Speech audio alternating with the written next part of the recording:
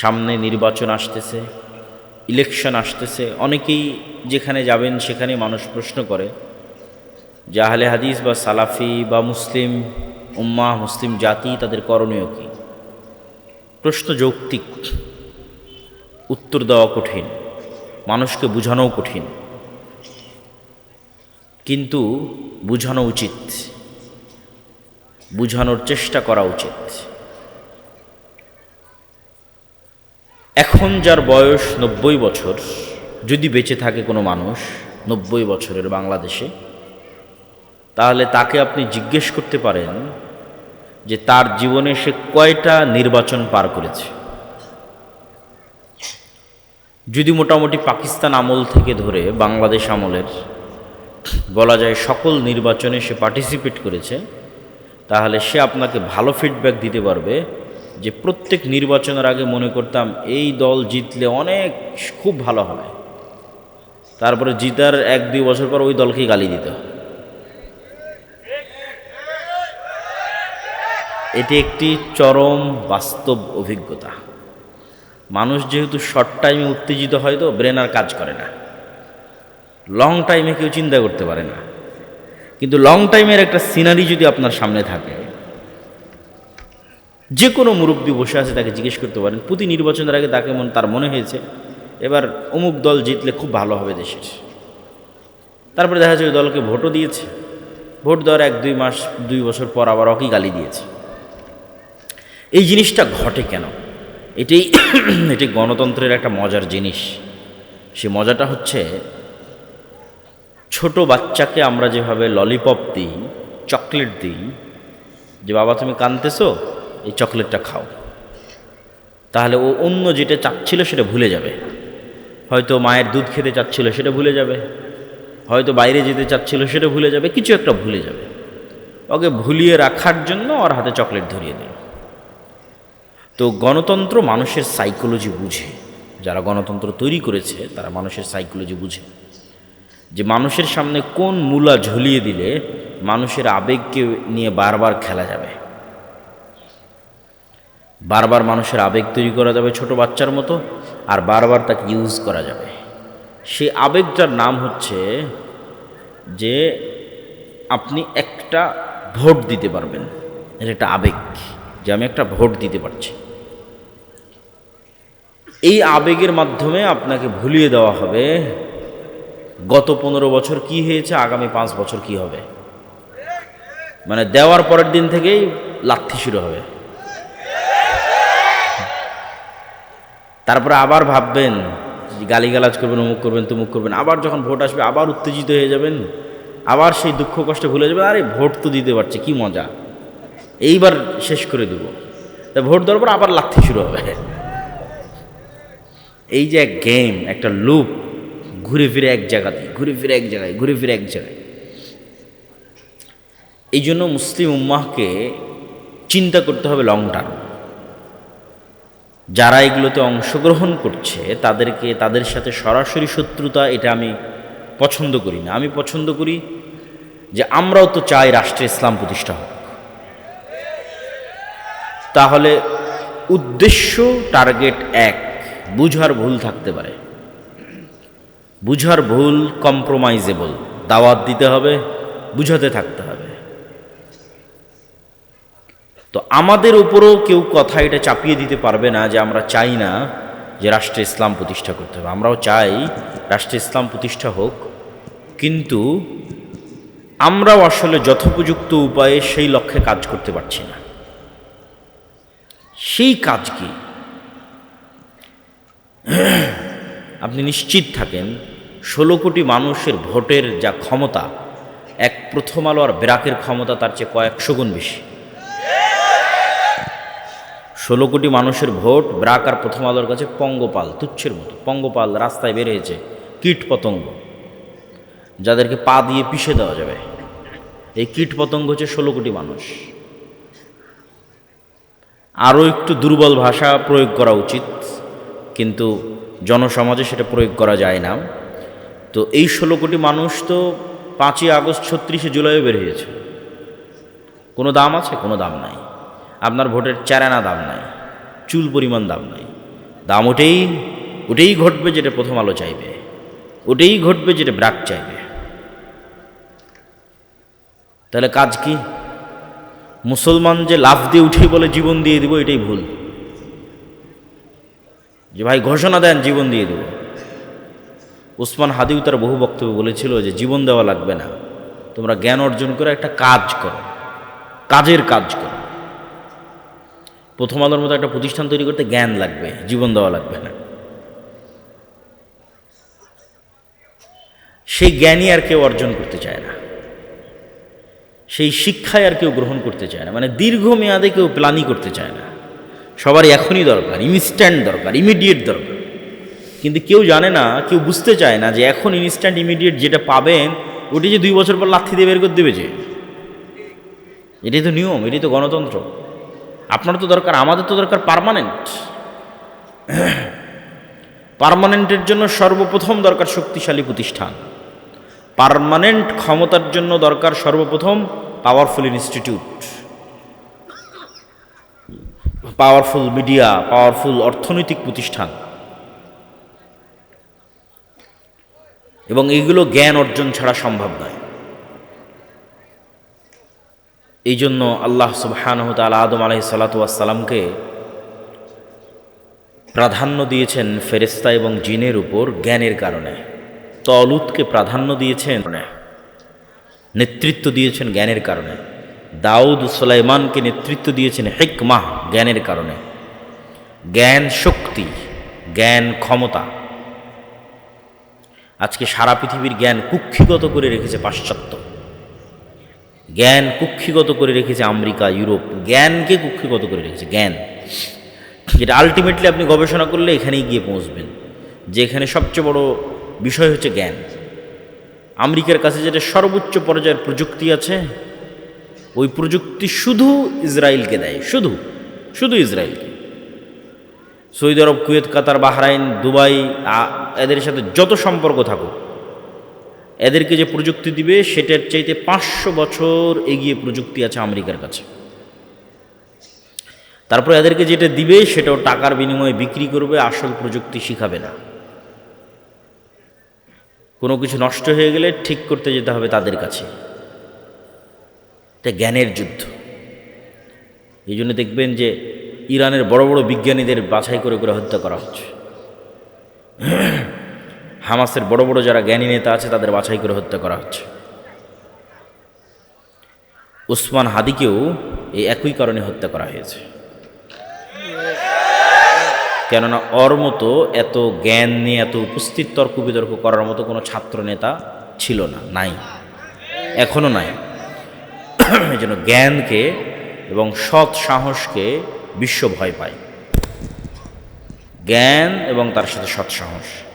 জ্ঞানী অনেক মানুষ হতে পারে, কিন্তু কত জ্ঞানী আছে বিক্রি হয়ে যায় টাকার কাছে। কত জ্ঞানী নেবেন? ব্রেইন ড্রেইন বলে একটা কথা আছে, শিক্ষিত ছেলেরা বুঝতে পারবে, যে আমাদের দেশে কত মানুষ, কত মেধাবী সন্তান, যেহেতু আমরা মেধা গুরুত্ব দিই না। আমেরিকা, ইউরোপ তারা তো মেধার মূল্যায়ন বুঝে, তারা মেধার মূল্যায়ন করে, তখন এখান থেকে মেধা চলে যায় আমেরিকায়, মেধা চলে যায় ইউরোপে, ওখানে গিয়ে সেটেল হয়ে যায়। এটাকে বলে ব্রেইন ড্রেইন, মানে মেধা পাচার, টাকা পাচারের মতো মেধা পাচার হয়ে যায়। তাহলে মেধা আছে, কত মেধাবী ছাত্র শিক্ষক নেবেন, কিন্তু বিক্রি, টাকার কাছে বিক্রি। কিন্তু মেধার পরেও থাকবে সৎসাহস, এটি ব্যতিক্রম। সৎসাহস নিয়ে টাকার কাছে বিক্রি না হয়ে সেই মেধাকে কাজে লাগিয়ে দেশ ও জাতির জন্য কিছু করবে, এটা খুবই ব্যতিক্রম। এটা তেমন একটা ঘটে না। এই জন্য আমার সব বক্তব্যে বলেছি যে সর্বপ্রথম লাগবে জ্ঞান এবং শিক্ষা, তারপরে লাগবে সৎ সাহস, সততা, আমানতদারিতা, ন্যায় পরায়ণতা। সব বক্তব্যে বলা আছে যে আজকের মুসলমানদের সবচেয়ে বড় সংকট হচ্ছে, মুসলমানেরা যেহেতু দীর্ঘদিন ব্রিটিশদের গোলাম ছিল, সেহেতু তারা বানু ইসরাইল হয়ে গেছে। বানু ইসরাইল হয়ে যাওয়ার কারণে তারা মিথ্যা, দুর্নীতি, ধোঁকা এগুলোর সাথে যুক্ত হয়ে গেছে।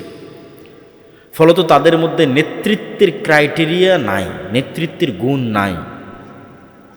মুহাম্মদ সাল্লাল্লাহু আলাইহি ওয়াসাল্লাম যেই মানদণ্ডে ছিলেন তার ধারে কাছে আমরা নাই। মুহাম্মদ সাল্লাল্লাহু আলাইহি ওয়াসাল্লামের সাহাবীরা যেই মানদণ্ডে ছিলেন তার ধারে কাছে আমরা নাই। আপনি মুহাম্মদ সাল্লাল্লাহু আলাইহি ওয়াসাল্লামের পুরো জীবনী খুঁজে একদিন দেখাতে পারবে না যেই দিন যে একদিন মুহাম্মদ সাল্লাল্লাহু আলাইহি ওয়াসাল্লাম আবু লাহাবকে, আবু জাহালকে, আবু সুফিয়ানকে মুখের ভাষা খারাপ করে ব্যক্তিগত আক্রমণ করেছে, কটূক্তি করেছে। একটা দিন সমগ্র ইতিহাস থেকে উঠিয়ে যাচাই বাছাই করে মুহাম্মদ সাল্লাল্লাহু আলাইহি ওয়াসাল্লামের শত্রুরাও লিখবে না এই কথা। কেন? এটা বাস্তবে ঘটেনি। এটা যদি বাস্তবে ঘটতো, যেমনটা আমরা করি, আমরা আলেম ওলামারা করি, যে যার সাথে হয়তো আমি পারতেছি না, তা তখন ব্যক্তিগত আক্রমণ করলাম, আরে ওই তো খাটো, ওই তো বাঠু, ওই তো কানা, এগুলো ব্যক্তিগত আক্রমণ। আরে তোর বই পর্দা করে না, আরে ওর ছেলে এরকম, এগুলোকে বলে ব্যক্তিগত, মানে মানুষের মান সম্মান নিয়ে টানাটানি করা। এগুলো গোলামদের স্বভাব। তো মুহাম্মদ সাল্লাল্লাহু আলাইহি ওয়াসাল্লাম যদি একদিন এই কাজ আবু সুফিয়ানের সাথে করতেন, আপনি নিশ্চিত থাকেন আবু সুফিয়ান ইসলাম সত্য জানলেও গ্রহণ করত না। আবু সুফিয়ান ইসলামকে সত্য জানার পরও গ্রহণ করত না। কেন? যে আমাকে ব্যক্তিগত অ্যাটাক করেছে, তখন তো আমার ইগো তৈরি হয়ে যাবে। ইগো, যে ও আমাকে ব্যক্তিগত অ্যাটাক করেছে, আমি কেন ওর কাছে নত হব? কিন্তু আবু সুফিয়ানও জানে যে মুহাম্মদ সাল্লাল্লাহু আলাইহি ওয়াসাল্লামের হৃদয় ফ্রেশ, বলেন আল্লাহু আকবার। সে নিশ্চিত জানে যে মুহাম্মদ সাল্লাল্লাহু আলাইহি ওয়াসাল্লামের সাথে আমার যে লড়াইটা হচ্ছে, এটা শুধুমাত্র আদর্শিক লড়াই, কিন্তু তার কলব, তার হৃদয় আমার জন্য হিতাকাঙ্ক্ষী, কল্যাণকামী। এটা আবু সুফিয়ান জানে। এই জন্য এটা এক সেকেন্ডের ব্যাপার যে আবু সুফিয়ান মুহাম্মদ সাল্লাল্লাহু আলাইহি ওয়াসাল্লামের হাতে হাত রেখে বলবে যে আপনার কাছে ইসলাম গ্রহণ করলাম, এটা করতে আবু সুফিয়ানের বাঁধবে না। কেন? মুহাম্মদ সাল্লাল্লাহু আলাইহি ওয়াসাল্লাম ওই ধরনের নেতা নন, ওই ধরনের কিছু তিনি করেননি।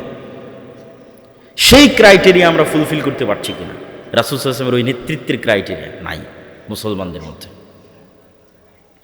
মুসলমানদের গোলামির স্বভাব ঢুকে যাওয়ার কারণে, দীর্ঘ 200 বছর ব্রিটিশদের গোলামি করার কারণে মুসলমানদের মানসিকতা হয়ে গেছে ন্যারো মাইন্ডেড, সংকীর্ণ, যেমনটা হয়ে গেছিল বানু ইসরাইলের। এরা এখন 1 টাকার জন্য শুধু মিথ্যা বলবে না, 1 টাকার জন্য আরেকজনকে হত্যাও করতে পারে। এখান থেকে নেতা তৈরি হয় না, এখান থেকে গোলাম তৈরি হয়। এই জন্য আমি আমার বক্তব্যে বলেছি, গণতন্ত্র হচ্ছে গোলাম তৈরির কারখানা। কেন গণতন্ত্র গোলাম তৈরির কারখানা? গণতন্ত্রের যে কালচার, এই পুরো কালচারটা নিম্ন লেভেল থেকে উপর লেভেল পর্যন্ত মিথ্যার উপর দাঁড়িয়ে আছে। মিথ্যা না বললে আপনি এখানে রাজনীতি করতে পারবেন না। আপনি নিশ্চিত থাকেন নির্বাচন কমিশনে যত এমপি পদপ্রার্থী হলফনামা জমা দিয়েছে, তার শতভাগই বলা উচিত, এমনি একটু ইল্লামান রাহিমা রাব্বি, এই জন্য 99% বলছি, 99% হলফনামায় মিথ্যা। ওর বাস্তব যা সম্পদ সেটা সে সেখানে দেখায়নি, সেটা সে সেখানে বলেনি। এই পুরো কালচারটা মিথ্যার উপর দাঁড়িয়ে আছে, পুরো কালচারটা। এখন আপনাকে যেহেতু ভোট নিতে হবে, আপনি আরেকজনের বিরুদ্ধে যদি না বলেন, কেমনে ভোট নেবেন? আরেকজনকে যদি ব্যক্তিগত অ্যাটাক না করেন, ছোট না দেখান যে ওই ছোট, ওই নিকৃষ্ট, ওই খারাপ, কেমনে ভোট নেবেন? কিন্তু দেখেন এই বিষয়টাই যে আপনি আরেকজনকে ছোট দেখাতে চাচ্ছেন, এটাই তো মানুষকে গোলাম বানাচ্ছে, নেতা বানাচ্ছে না তো। মেন্টালিটিটা গোলাম হয়ে যাচ্ছে, তো মানসিকতা তো গোলাম হয়ে যাচ্ছে। একজন নেতা কিভাবে এরকম হতে পারে? মানে একজন নেতা কিভাবে তার দেশের জনগণের মধ্যে বিভাজন তৈরি করতে পারে? এগুলো বোঝার জন্য, আমি যে কথাগুলো বলছি এগুলো বোঝার জন্য চিন্তা শক্তি লাগবে, ঠান্ডা মাথায় বুঝতে হবে। মুহাম্মদ সাল্লাল্লাহু আলাইহি ওয়াসাল্লাম হুনাইনের যুদ্ধে অনেক গনিমতের মাল পেয়েছিলেন। এই গনিমতের মাল, হুনাইনের যুদ্ধটা হয়েছিল কিন্তু মক্কা বিজয়ের পর। মক্কার মানুষ কেবল মুসলমান হয়েছে, এরা তো এতদিন মুহাম্মদ সাল্লাল্লাহু আলাইহি ওয়াসাল্লামের বিরুদ্ধে যুদ্ধ করত। আর মক্কার মানুষ কেবল মুসলমান হয়ে মুহাম্মদ সাল্লাল্লাহু আলাইহি ওয়াসাল্লামের পক্ষে নিয়ে প্রথম যুদ্ধ করতেছে, হুনাইনের যুদ্ধ। তো এই গনিমতের মালের প্রায় সবই মুহাম্মদ সাল্লাল্লাহু আলাইহি ওয়াসাল্লাম মক্কার নবমুসলিমদের মধ্যে দিয়ে দিয়েছে।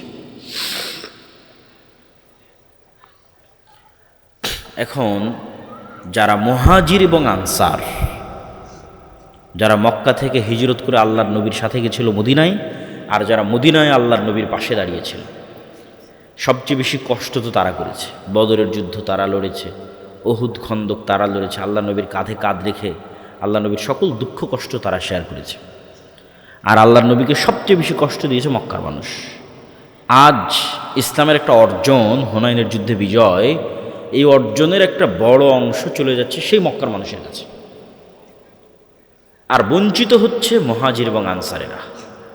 তো ওই যে আব্দুর রহিম বলছিল না শয়তানের কথা, শয়তান তো সুযোগ পেয়ে গেছে যে এখানে তো বিভেদ তৈরি করা যায়, চমৎকার একটা সুযোগ। শয়তান তখন মুহাজির এবং আনসারদের অন্তরে দিয়ে দিল যে তোমাদের শুধু ব্যবহার করা হলো, কাজের বেলা দেওয়া হলো মক্কার মানুষকে। তো এই জায়গায় চাইলে রাসূলুল্লাহ সাল্লাল্লাহু আলাইহি ওয়াসাল্লামও বিভেদ তৈরি করতে পারতেন, কেননা বিভেদ শয়তান চায়। আপনাদের ভাষায় যদি বলি, বাংলাদেশের ঐতিহাসিক প্রেক্ষাপটে যদি বলি যে মুক্তিযোদ্ধা বনাম রাজাকার, এইভাবে একটা দেশের মানুষকে বিভক্ত রাখা, এটা হচ্ছে ভারতীয় রাজনৈতিক বয়ান।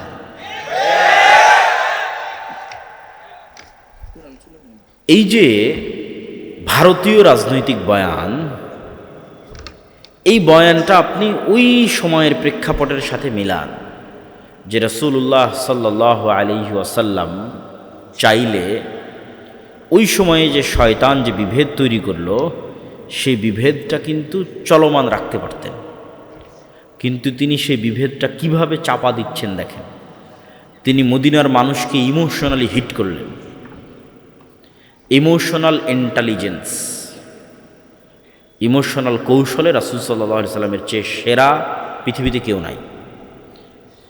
তিনি ইমোশনালি মদিনার মানুষকে বললেন, এই কথার গুরুত্ব আছে, মুহাম্মদ সাল্লাল্লাহু আলাইহি সাল্লামের বাড়ি মক্কা, ঘর মক্কা, যৌবন মক্কা, কিশোর মক্কা, আত্মীয় স্বজন মক্কা, কষ্টও দিয়েছে মক্কার মানুষ।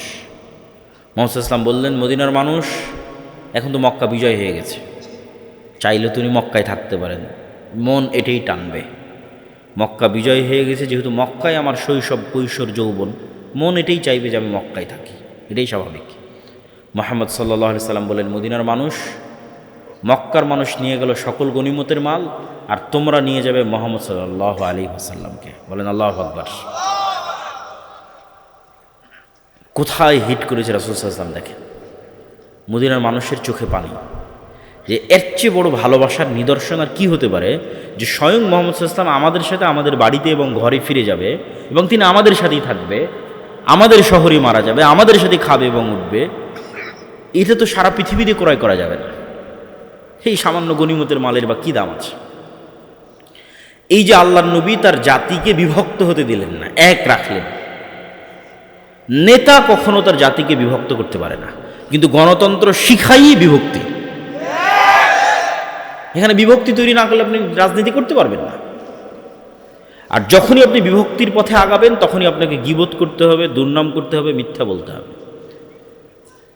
অন্যের বিরুদ্ধে তো বহু পরে। আপনি যদি একটা নির্দিষ্ট দলেরও রাজনীতি করেন, ওই দলেরই মনোনয়ন নেওয়ার জন্য ওই দলের অন্য মনোনয়ন প্রার্থীর সাথে আপনাকে যেই অসম প্রতিযোগিতায় লড়তে হবে, সেই অসম প্রতিযোগিতায় টাকার খেলা আছে, মিথ্যার খেলা আছে, দুর্নীতির খেলা আছে।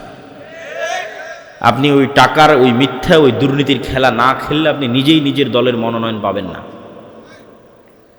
তাহলে আমি কি বলতে চাচ্ছি, যে গণতন্ত্র টপ টু বটম পুরো কালচারটা যেই সিস্টেমের উপর দাঁড়িয়ে আছে, এই সিস্টেমটা মিথ্যার সিস্টেম, গীবত এবং পরনিন্দার সিস্টেম। আর মিথ্যা, গীবত, পরনিন্দা কার স্বভাব? হ্যাঁ, শয়তানের তো অবশ্যই, কিন্তু আমি যেই টপিকে আছে, গোলামের স্বভাব। কার স্বভাব? আর একটু জোরে বলেন, কার স্বভাব? গোলামের স্বভাব। তাহলে এই কালচারের মধ্যে দিয়ে যত এমপি সংসদ ভবনে যাচ্ছে, এরা স্বাধীন না গোলাম? গোলাম। এরা নেতা না গোলাম? গোলাম। এই জিনিসটা যেই দিন আপনি বুঝে যাবেন, সেই দিন আমার মেসেজ আপনাদের কাছে ক্লিয়ার হয়ে যাবে যে আমরা প্রকৃত নেতা তৈরি করতে চাচ্ছি। আমরা চাচ্ছি যে মুসলমানদের মধ্যে প্রকৃত নেতা তৈরি হোক। এই গণতন্ত্র তো গোলাম তৈরি করতেছে। যে আজকে টাকা দিয়ে মনোনয়ন কিনেছে, সে কাল এমপি হওয়ার পর, মন্ত্রী হওয়ার পর, এমনকি প্রাইম মিনিস্টার হওয়ার পর টাকার কাছে বিক্রি হয়ে যাবে।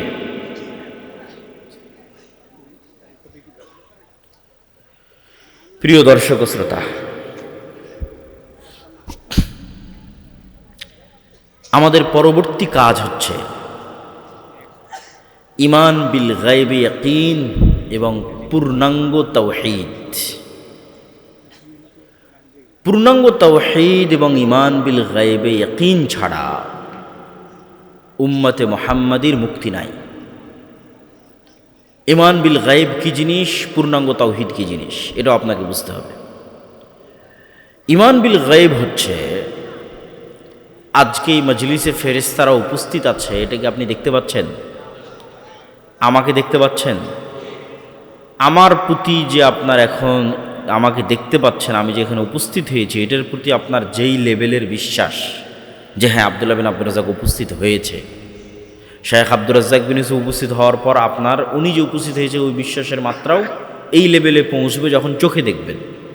ঈমান বিল গায়বে ইয়াকিন মানে এখানে যে ফেরেশতারা উপস্থিত হয়েছে, এটাকে যেই দিন আপনি এইভাবে বিশ্বাস করতে পারবেন যেমন চোখে দেখা জিনিসকে বিশ্বাস করেন, তথা আমার উপস্থিতিকে এখন যেভাবে বিশ্বাস করতেছেন, এখন আপনাদের সাথে এই মজলিসে ফেরেশতারা আছে, এটাকে যেই দিন ওই একইভাবে বিশ্বাস করতে পারবেন, সেই দিন ঈমান বিল গায়বে ইয়াকিন অর্জন হবে।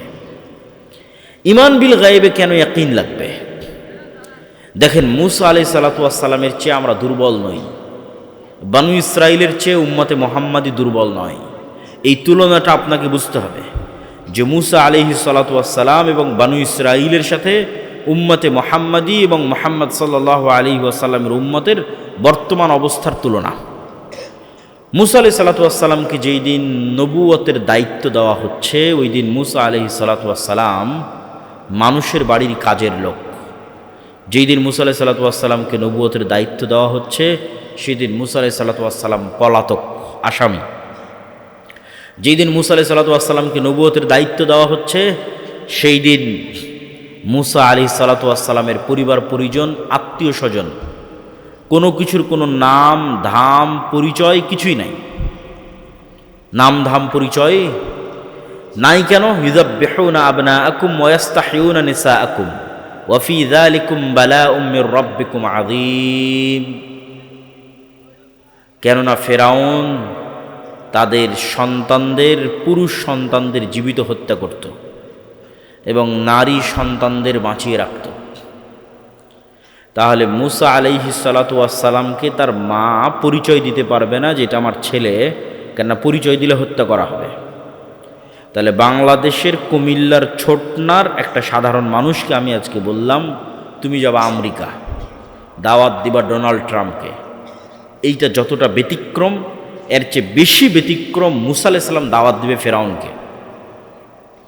শক্তির তুলনায়, ক্ষমতার তুলনায় আজকের কুমিল্লা ছোটনার মানুষ, কুমিল্লা দেবিদ্বারের মানুষ, কুমিল্লা জেলার মানুষ আমেরিকার প্রেসিডেন্ট ডোনাল্ড ট্রাম্পের তুলনায় যা দুর্বল, মূসা আলাইহিস সালাতু ওয়াস সালাম ফেরাউনের কাছে তার চেয়ে বেশি দুর্বল।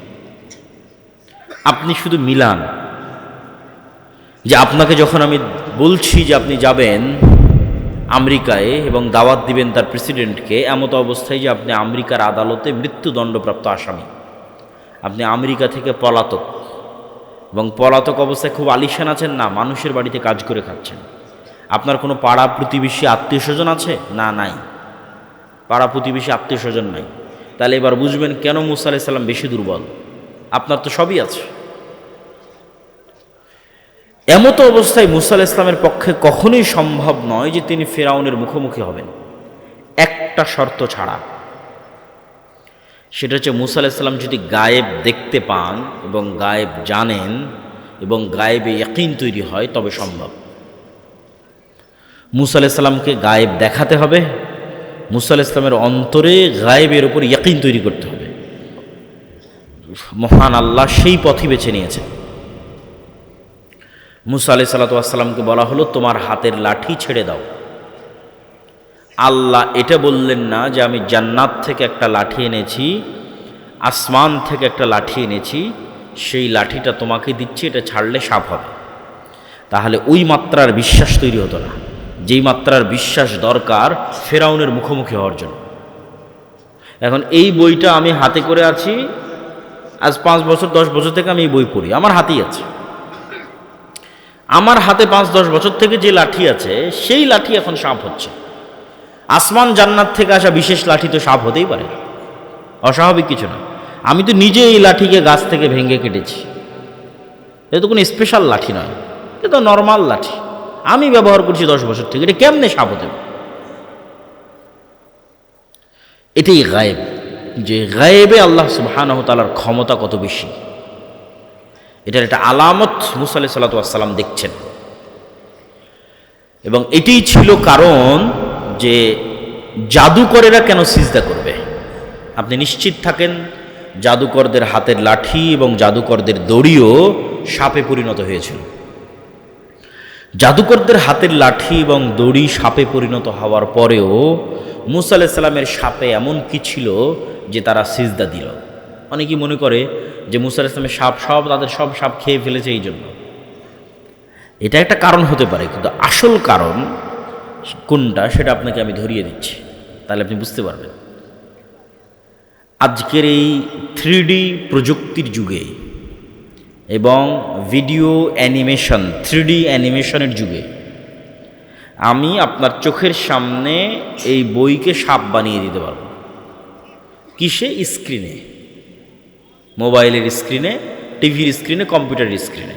স্ক্রিনে আমি অ্যানিমেশন করব, ডিজাইন করব, আপনার চোখের সামনে দেখবেন যে এই বইটা আস্তে আস্তে সাপ হয়ে যাচ্ছে। স্ক্রিনে দেখতে পাবেন ডিজাইনের মধ্যে। এই বইটা এখন সাপ হয়ে গেল, ঠিক আছে, স্ক্রিনে দেখতে পাচ্ছি সাপ হয়ে যাচ্ছে। আবার যদি 3D কোনো চশমা চোখে দেন, আবার ওই সাপ যদি ছোবল মারে, তাহলে ওই চশমা চোখে দিলে মনে হবে স্ক্রিন থেকে বের হয়ে এসে আমাকে ছোবল মারতেছে। ওই প্রযুক্তিও আছে। আবার চোখ থেকে চশমা খুললে দেখবেন আরে না, সাপ তো স্ক্রিনেই আছে। তাহলে এই বইটা সাপে পরিণত হয়েছে চোখে। বাস্তবে কি? বাস্তবে নয়। আজকের বিজ্ঞানের পক্ষে সম্ভব নয় যে এটাকে সাপে পরিণত করবে বাস্তবে। কোথায় সম্ভব? চোখের ভেলকিতে, ডিজাইনে সম্ভব, 3D অ্যানিমেশনে সম্ভব।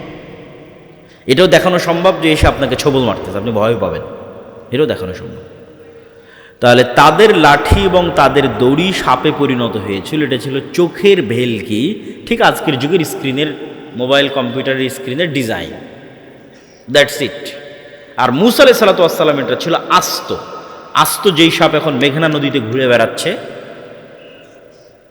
এই বইটা এখন সেই সাপে পরিণত হয়েছে। আস্ত যেই সাপ মেঘনা নদীতে ঘুরতেছে, চোখের ভেলকি না। মুসা আলাইহিস সালামের হাতের লাঠি আস্ত জ্যান্ত জীবন্ত সাপে পরিণত হয়েছিল।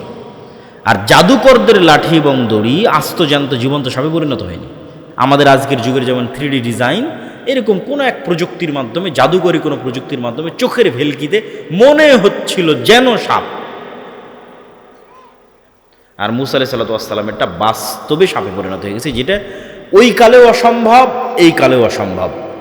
আজকের বিজ্ঞানের এই উন্নত প্রযুক্তির যুগে অসম্ভব, আজ থেকে 5000 বছর আগে অসম্ভব। তো জাদুকরেরা তো জানে যে হ্যাঁ, চোখের ভেলকিতে সাপ হতেই পারে, বাস্তবে সাপ হয়ে গেছে এইটাই তো তাদের বিশ্বাস হয় না। যখন তারা দেখছে মুসা আলাইহিস সালাতু ওয়াস সালামের লাঠি জাদুর সাপ নয়, এটা সত্যি জ্যান্ত জীবন্ত আস্ত সাপে পরিণত হয়ে গেছে, তখন তারা বুঝে গেছে যে এটা কোনো জাদুর শক্তি নয়, এটা কার শক্তি? রব্বুল আলামিনের শক্তি। এই জন্য তারা সিজদায় অবনত হয়েছে। বলছিলাম মুসা আলাইহিস সালামের অন্তরে ইয়াকিন তৈরি হয়ে গেছে যে চোখে যা দেখা যায় তাই সব কিছু নয়। চোখে দেখছি এটাকে লাঠি, এখন তো সাপ হয়ে গেল। এই একটা বিশ্বাস, ইয়াকিনের লেভেলে পৌঁছে যাওয়া, যে আমি চোখে দেখছি ফেরাউন অনেক শক্তিশালী, তার ভয়ে আমি পালিয়ে গেছি, আজ 10 বছর থেকে পলাতক আছি। কিন্তু আল্লাহ যখন তার অন্তরে ইয়াকিন তৈরি করে দিলেন, তখন মুসা আলাইহিস সালাম বুঝলো যে লা হাওলা ওয়ালা কুওয়াতা ইল্লা বিল্লাহ। আল্লাহর শক্তির সামনে ফেরাউনের শক্তি দুর্বল, জিনা।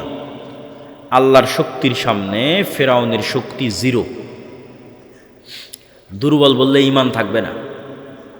এখন মিলিয়ে নেন, আল্লাহর শক্তির সামনে আমেরিকা এবং ইসরায়েলের শক্তি যদি বলেন কম, তাহলে এখনো গায়েবে ইয়াকিন তৈরি হয়নি। আল্লাহর শক্তির সামনে আমেরিকা এবং ইসরায়েলের শক্তি কি? জিরো।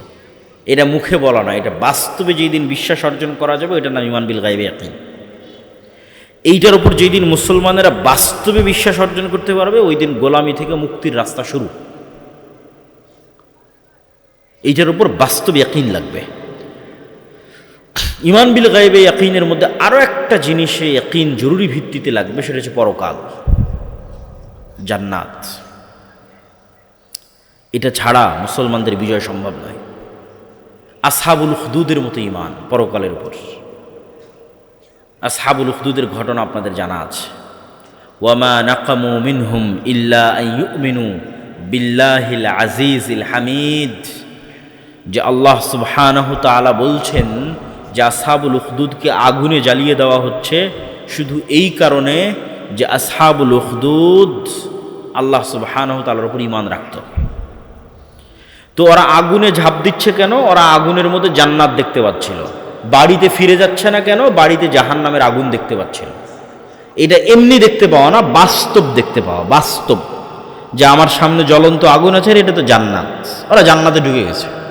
আসহাবুল উখদুদের লোকেরা আগুনে ঢোকেনি, কিসে ঢুকেছে বলেন তো? জান্নাতে ঢুকেছে। আর ওদের বাড়ি ঘরে ফিরে যায়নি কেন? ওদের বাড়ি ঘরে কি আছে? জাহান্নাম। মুসলমান যেই দিন এইভাবে জান্নাতকে দেখতে পারবে, এইভাবে পরকালকে দেখতে পারবে, সেই দিন মুসলমানদের বিজয় শুরু হবে।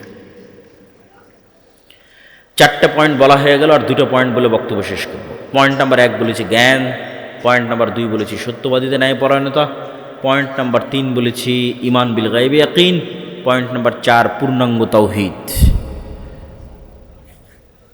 এবং আল্লাহর সাহায্য। নবী মুহাম্মদ সাল্লাল্লাহু আলাইহি ওয়াসাল্লাম বিজয়ের জন্য আল্লাহর সাহায্যের মুখাপেক্ষী ছিলেন। মুসা, দাউদ, সুলাইমান সকল নবী বিজয়ের জন্য আল্লাহর সাহায্যের মুখাপেক্ষী ছিলেন। আল্লাহর সাহায্য ছাড়া মুসলমানদের বিজয় অতীতে কোনোদিন হয়নি, ভবিষ্যতে কোনোদিন হবে না, ফুল স্টপ। এই জন্য আমাকে এবং আপনাকে আগে নিশ্চিত করতে হবে যে আমি আল্লাহর সাহায্য কি পাচ্ছি, আল্লাহর সাহায্য কি আসতেছে, এটা নিশ্চিত করতে হবে। নিশ্চিত করবেন কি দিয়ে? এটা একটা খুব জরুরি বিষয়। আল্লাহর সাহায্য ছাড়া মুসলমানদের বিজয় হবে না, সম্ভব নয়। নবীদের হয়নি, আপনাদেরও হবে না, আমাদেরও হবে না। আল্লাহর সাহায্য নিশ্চিত করতে হবে। মুহাম্মদ সাল্লাল্লাহু আলাইহি ওয়াসাল্লাম বদরের যুদ্ধের আগের রাতে লম্বা সালাত আদায় করছেন। সেই লম্বা সালাত দেখে আবু বকর রাদিয়াল্লাহু তাআলা আনহু পর্যন্ত ক্লান্ত। কাফাকা মুনাশাদাতাকা রাব্বাক, হে আল্লাহর নবী যথেষ্ট হয়েছে, আর কত দোয়া করবেন, আর কত সালাত আদায় করবেন? আপনি তো আল্লাহর নবী, আল্লাহ তো আপনাকে বিজয় দিবেই, আর কত?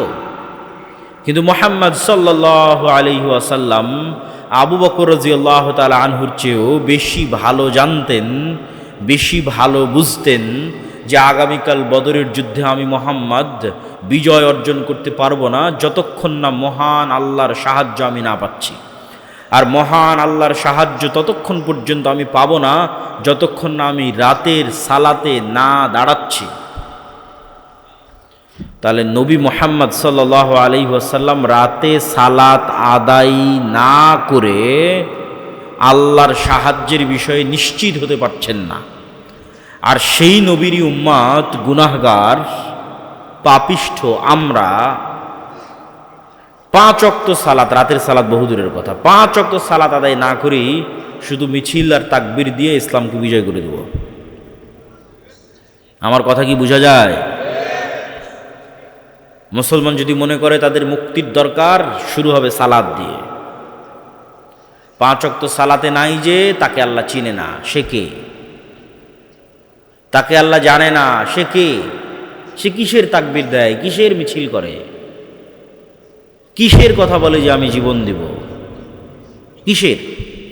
5 ওয়াক্ত সালাতে আছে যে তাকে আল্লাহ চিনে যে হ্যাঁ সে মুসলমান, সে আমার সাহায্য চায়, সে ইসলামকে বিজয়ী করতে চায়। তাকে আল্লাহ সুবহানাহু ওয়া তাআলা চিনে, তাকে আল্লাহ গণার মধ্যে ধরবে, কাউন্ট করবে। 5 ওয়াক্ত সালাতের পরে লাগবে রাতের সালাত। সালাতে আসমান থেকে গায়েবী মদদ নেমে আসে।